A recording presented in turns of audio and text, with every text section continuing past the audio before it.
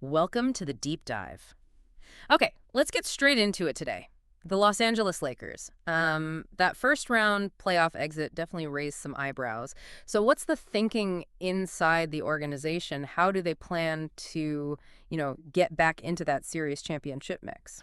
That's exactly what we're looking at. We've got a bit of a peek sort of behind the curtain thanks to a Yardbarker piece with quotes from the Lakers GM Rob Pelinka. Right. And our mission here, really, for you listening, is to break down how the Lakers see things after the season, what their plan is for next year, and critically, what it all means for chasing another title, especially with LeBron James still in the fold.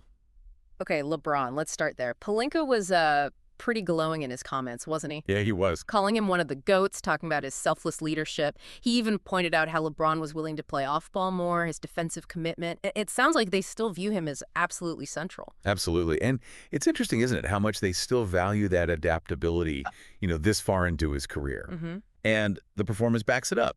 The article points out, 24.4 points, nearly 8 rebounds, over 8 assists a game, all while shooting over 51%. That's still elite stuff. Seriously, Lee, you don't get those stats without expecting to win big. So when Pelinka says LeBron's going to have high expectations for the team, well, yeah, makes sense. No question. But then there's that little detail in the article that LeBron's status for next season is technically unknown. Right, I saw that. That must add a layer of uncertainty to their planning. What's the deal there, do you think? Is it just standard procedure or something more? Well, that's the million-dollar question, isn't it? Could be a bit of both. Obviously, they need to know his plans to build a roster effectively. Obviously. But also, with a player like LeBron, his future always sparks speculation. It definitely adds an interesting wrinkle to the whole offseason picture. Okay, so pivoting a bit. Mm-hmm. The Luka Doncic trade, the article calls it a blockbuster, which it absolutely was. Huge move. And it worked, right? At least initially. They got the third best record in the West after he arrived. There was definitely a feeling they'd figured something out. Yeah, there was real optimism. It felt like, okay, they've got that second star alongside LeBron. But then the playoffs, a 4-1 first-round loss kind of puts a damper on things.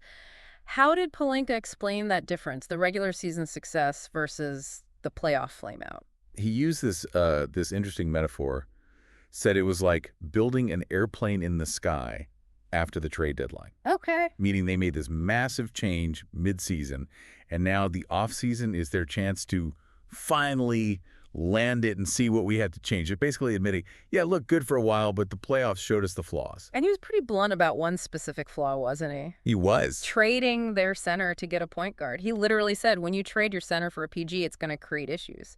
That's pretty direct feedback on their own big move. What kind of issues do you think he meant? Oh, definitely rim protection, for one. Rebounding. Just sheer size and physicality in Your the paint. basics. Exactly. When you lose that traditional big man, you're suddenly asking smaller guys to do that work. And against bigger teams like the Timberwolves, that's a huge problem. Right. So following that logic, Pelinka lays out two clear offseason goals. One, add size in the backcourt. Okay. And two, maybe even more critical given his comment, get a center. He was clear. The roster will look different next year, for sure. So changes are coming. So they know they need changes. They know where they need changes. But Pelinka also doubled down on the poor, right? LeBron, Austin Reeves, and Luka Doncic said they will not trade that big three. And he believes they can win it all together with enough time and effort. That's a big statement of faith after getting bounced in round one. It really is. It shows they're committed to this path, at least for now. He said things like, those guys have a lot of promise playing together, and that the Lakers will put in the work to make that group a championship team. So no panic button, no hitting reset. They're building around them. But they know that building means getting the right support pieces. The article mentioned how trading Anthony Davis, not AD, I keep doing that, trading their previous center and being left with just Jackson Hayes and Maxi Kleber really hurt them up front. Definitely. Thin is an understatement. And you saw it against Minnesota, right? They were forced to play small ball so much, and it just didn't work consistently against that size. It limited what they could do. Absolutely. It just wasn't sustainable. And it's not just the front court. The article also touched on needing more from the bench, specifically like another guy who can handle the ball in the backcourt. Okay. To spell Luka or LeBron? Exactly. Or even play alongside them sometimes. Just to generate some easier offense, take some of that creation burden off the big guns. You need depth, you need different looks, especially for the long haul of the season and playoffs. So it really feels like everything orbits around LeBron, doesn't it? Supporting him, meeting his expectations for another serious title run. Seems that way. The article stresses he has big expectations for the 2025-26 season. And Pelinka and the Lakers seem very aware of that, talking about their commitment to helping him build a championship roster that can hang with the best teams out west. The pressure's definitely on. It is, no doubt. They basically laid out their hand. They know the weaknesses. They're sticking with their stars, and they've named the targets. Size, depth. Now comes hard part, actually going out and getting the right players. Can they do it effectively in a tough market and a tough conference? Okay, so summing it up. Lakers aren't moping about the playoffs. They're using it. They Yeah. see the need for more size, especially a center, and better bench contributions.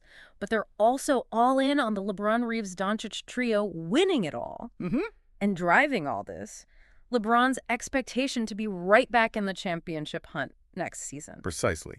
Which kind of leads us to the final thought for you, the listener.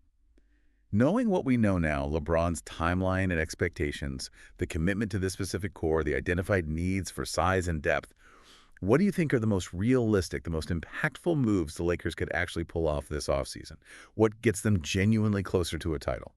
And maybe just as important, what are the biggest roadblocks they might hit trying to make those moves? Yeah, it's going to be a really, really fascinating offseason to watch for them. A lot on the line.